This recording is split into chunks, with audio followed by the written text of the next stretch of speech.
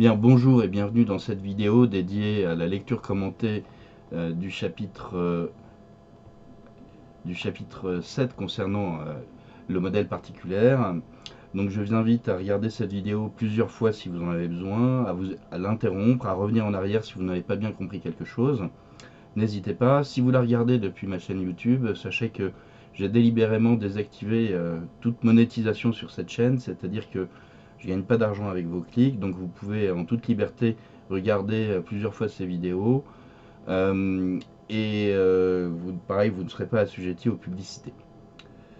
Bien, je vais partager l'écran avec comportant le chapitre. Voilà, et on va commencer sans plus attendre.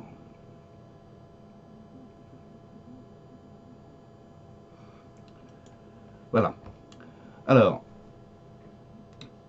on va commencer par définir trois termes très importants dans ce chapitre.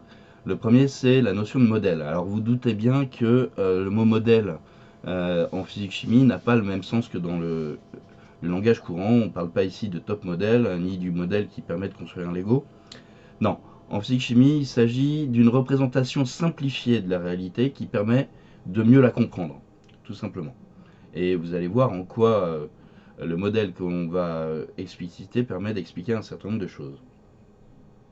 Et deux autres termes qui sont antonymes, l'adjectif macroscopique, qui signifie donc à l'échelle humaine. Quand on parle d'échelle, on parle de longueur. Le plus fréquemment, donc, il s'agit de l'échelle du mètre, hein, puisque nous mesurons tous entre 1 et 2 mètres, approximativement. Et le terme microscopique, qui lui, ce n'est pas à l'échelle humaine, mais à l'échelle du microscope, voire plus petit encore que ce qu'on peut voir au microscope. Donc à l'échelle en fait du milliardième de mètre. Donc à l'échelle de ce qui est extrêmement petit, on parle parfois de l'infiniment petit. Voilà. Une fois ces trois termes bien définis, on va s'intéresser au modèle particulaire de la matière. Alors de quoi s'agit-il? Eh bien, on va considérer que au niveau microscopique, donc à l'échelle de ce qu'on peut voir au microscope, de l'infiniment petit, la matière est constituée de particules de très petite taille, invisibles à l'œil nu. Et ces particules ressemblent à des billes. Elles ont les propriétés suivantes, qui sont celles de billes que vous connaissez. Elles sont indéformables, ces particules, c'est-à-dire qu'on ne peut pas en changer la forme. Alors, ce sont des billes particulièrement résistantes, elles ne peuvent pas se casser. Leur masse ne peut pas varier et leur volume non plus. Voilà les quatre propriétés de ces billes qu'il faut absolument retenir. Trois d'entre elles sont exactement celles de billes que vous connaissez avec lesquelles vous pouvez jouer.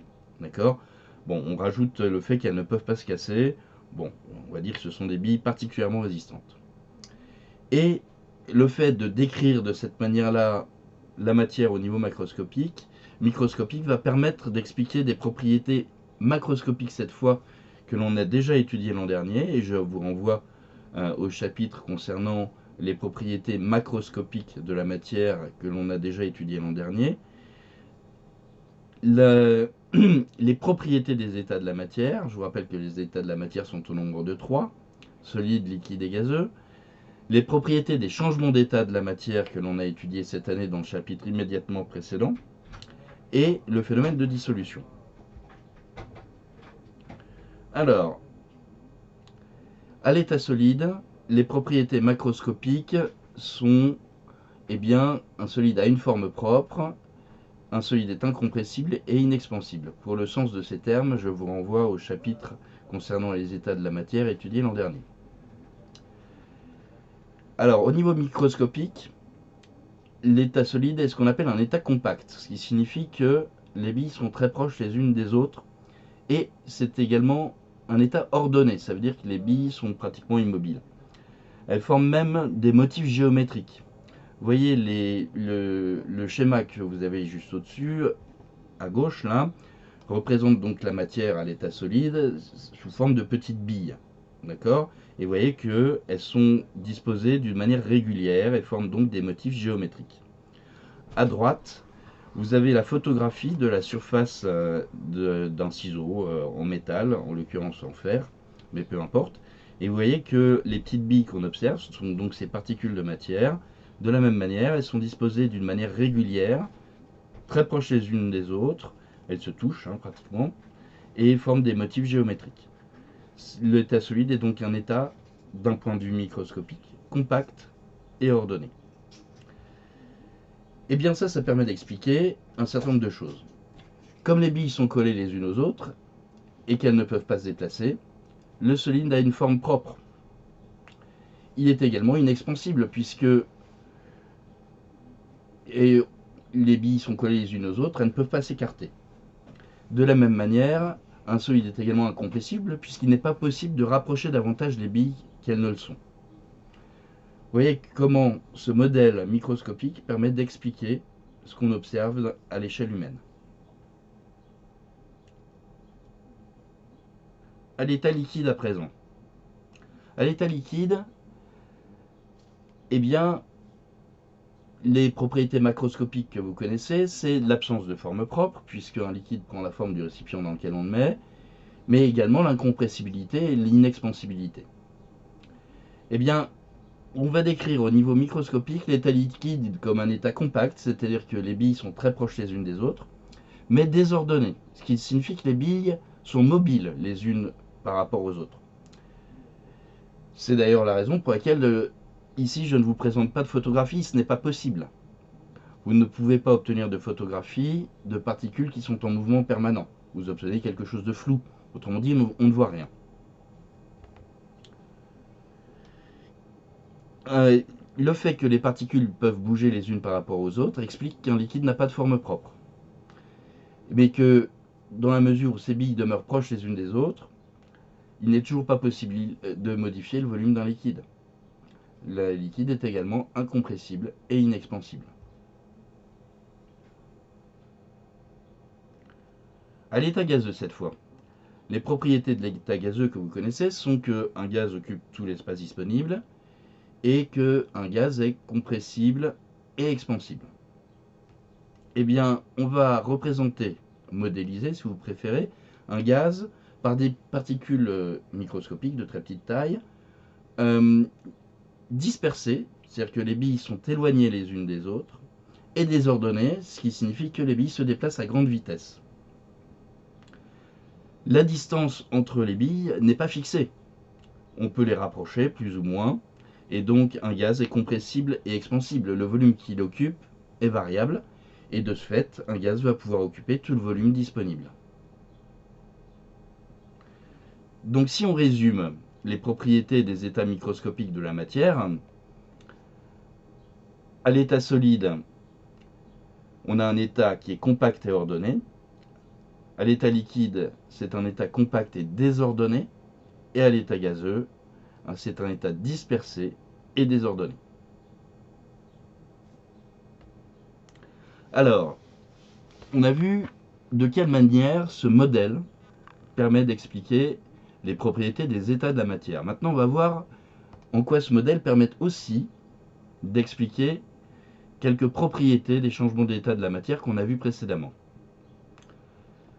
D'abord, la conservation de la masse. Vous vous souvenez qu'on a vu dans le chapitre précédent que lors d'un changement d'état, la masse est conservée. Eh bien, lors d'un changement d'état, d'un point de vue microscopique, le nombre de billes ne change pas. Il n'y a aucune raison que le nombre de billes change.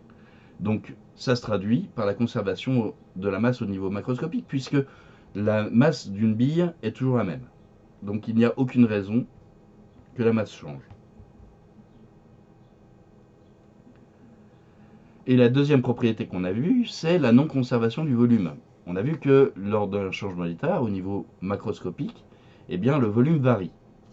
Eh bien, ça s'explique tout simplement par le fait qu'au niveau microscopique, lorsqu'on change d'état de la matière, la distance entre les billes change.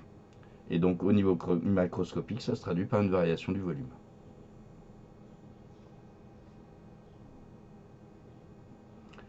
À présent, la dissolution des solides. Vous vous souvenez que certains solides sont solubles dans l'eau, par exemple le sel, d'autres pas, par exemple le sable.